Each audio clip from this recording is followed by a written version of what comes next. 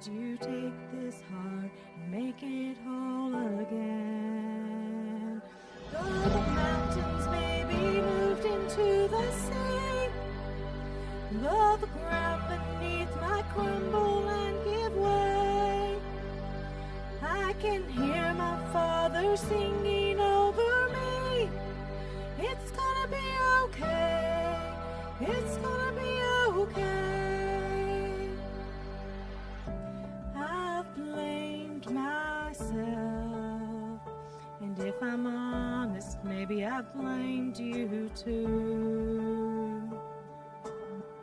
But you would not forsake me, 'cause only good things come from you. Though the mountains may be moved into the sea, though the ground beneath might crumble and give way, I can hear my Father singing over me. It's gonna be okay. It's gonna be okay. From beginning to the end, you're so close. You have never let me down, and you won't. In the valleys and the shadows, I know you're so close. You're so close. Though the mountains may be moved into the sea, though the ground beneath might crumble and give way, I can hear my Father singing over me. It's gonna be okay. It's gonna be okay. It's gonna be okay. It's gonna be okay. I'm gonna be okay. I'm gonna be okay.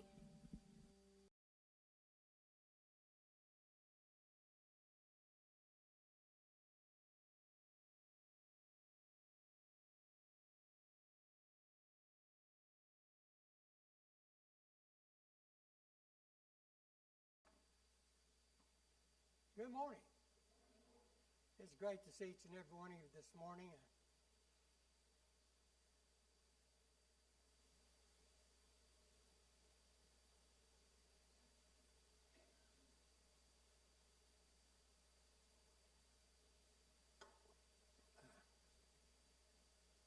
I have an administrative note here before I get started.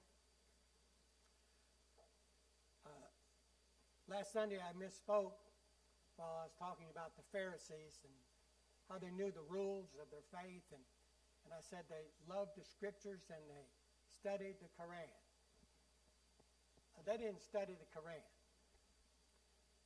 They studied the Torah, the first 5 books of the Old Testament. So there's that. This morning, we're looking into a new series, Blind Spots.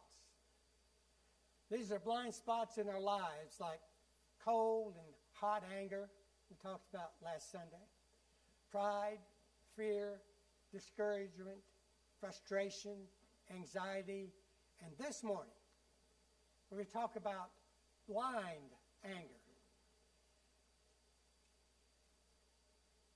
How many of you ever been to the DMV? Anybody? Everybody? Well, I read the story about a middle-aged man who spent at least 3.5 hours of tolerating the long lines, the grouchy, bad-tempered clerks, and insane regulations at the Department of Motor Vehicles. And after finally leaving, he stopped at a toy store to pick up a gift for his son. He finally picked it out, and he selected a baseball bat. At the register, the cashier asked him, cash or charge? Cash! Then he apologized for his rudeness. And he explained to her, I spent all afternoon at the DMV. And she said, I understand. Shall I gift wrap the bat, or are you going back? We can do some crazy things when we let our anger take control of us. So the question I'm going to ask you, and I don't expect that you're going to answer it, but in your mind, have you ever done anything in anger that you wished you could have taken back? Anger can be one of the most destructive things in our lives. Now, a little story about myself in college. Our history professor assigned us a class to read David McCulloch's John Adams. The one thing that really stood out to me, on July the 4th of 1826, two of the nation's founding fathers died within hours of each other. The interesting thing is John Adams and Thomas Jefferson, the second and third presidents of the United States, what made it so interesting to me is that Adams and Jefferson were close friends. In 1775, they met at Continental Congress, and later they teamed up on the Declaration of Independence. They were so close that after Jefferson's wife died in 1782, John and Abigail regularly had Jefferson to their home. Though they differed politically, they remained close friends until Adams ran for a second term as president, and Jefferson ran against him. Then things got nasty, real quick.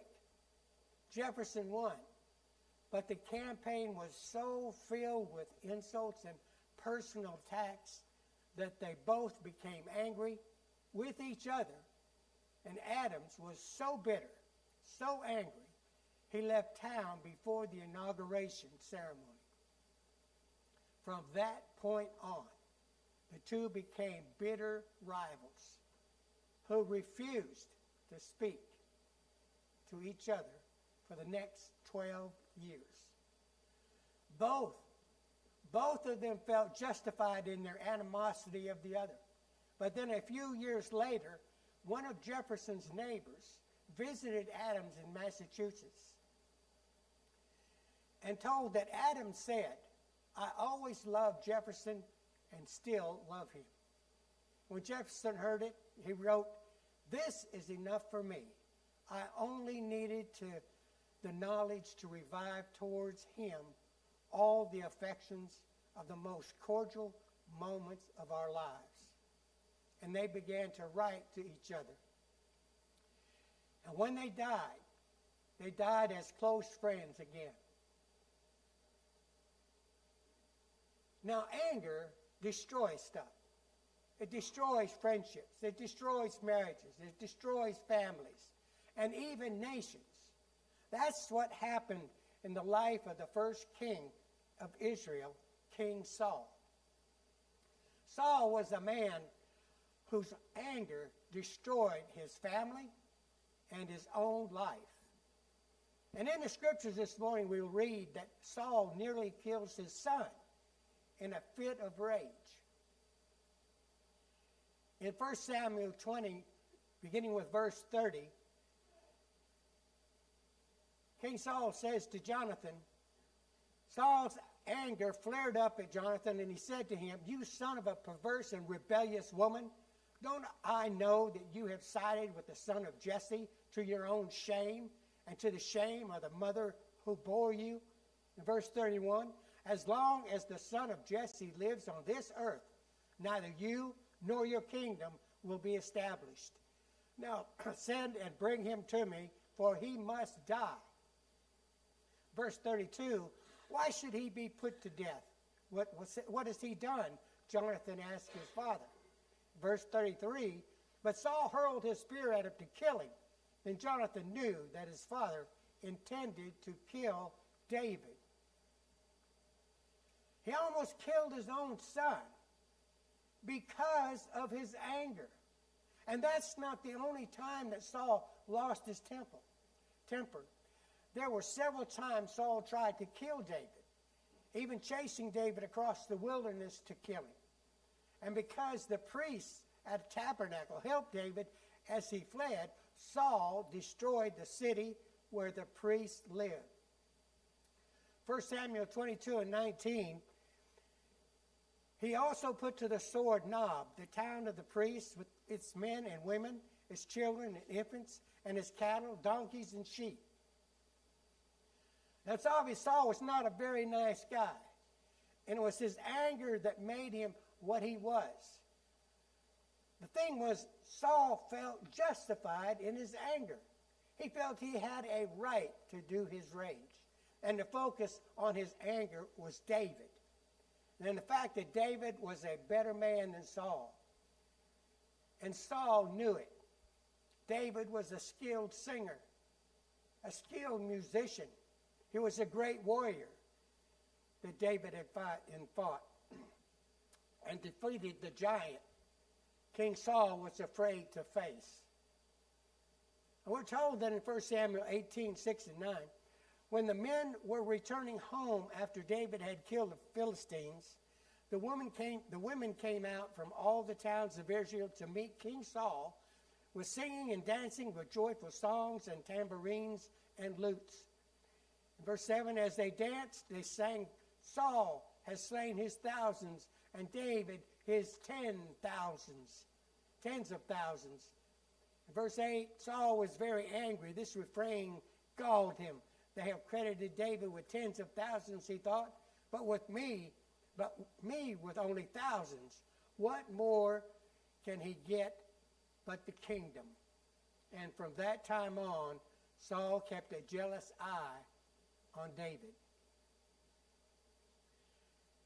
King Saul hated David and became blinded by the belief that he was justified in his anger. He considered his hatred to be normal.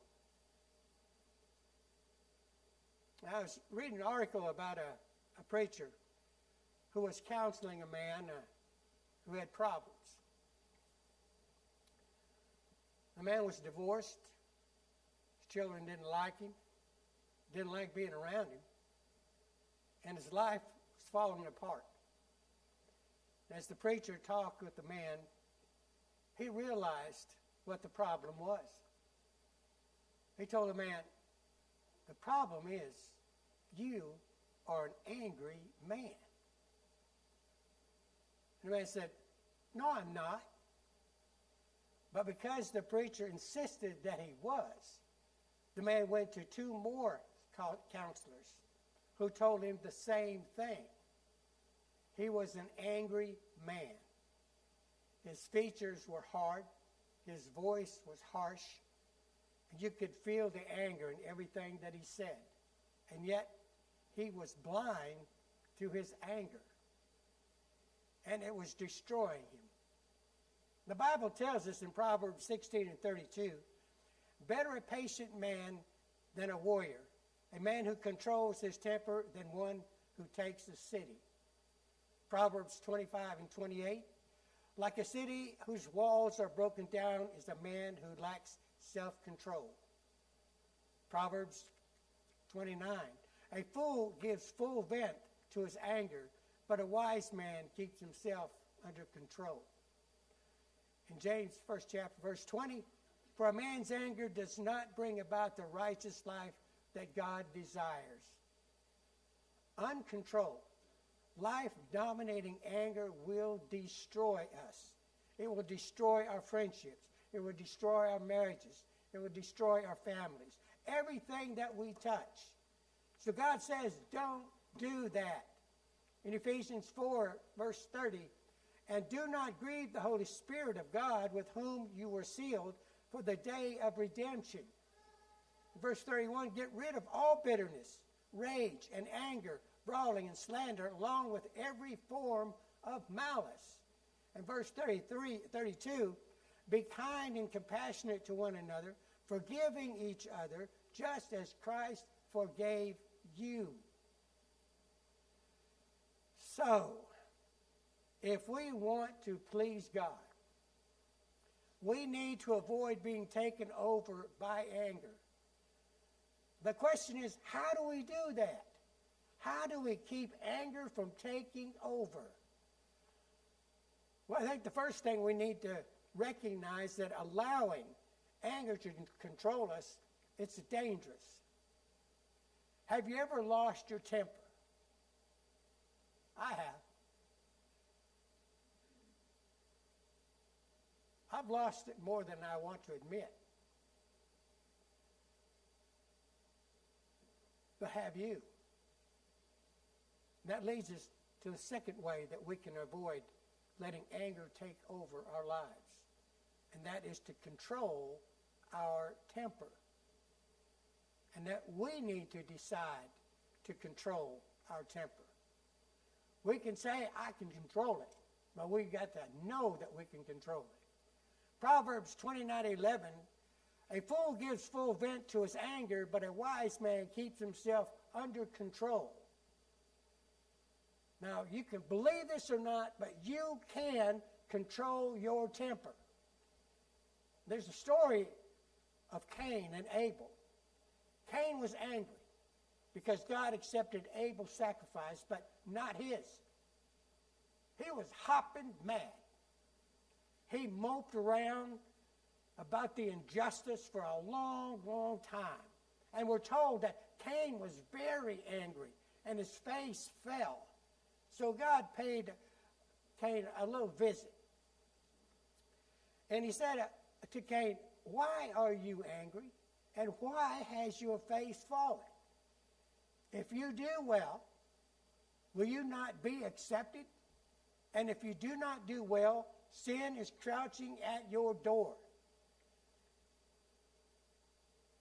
And then he goes on to say, its desire is for you, but you must rule over it. Cain was angry, and God said, you can control this.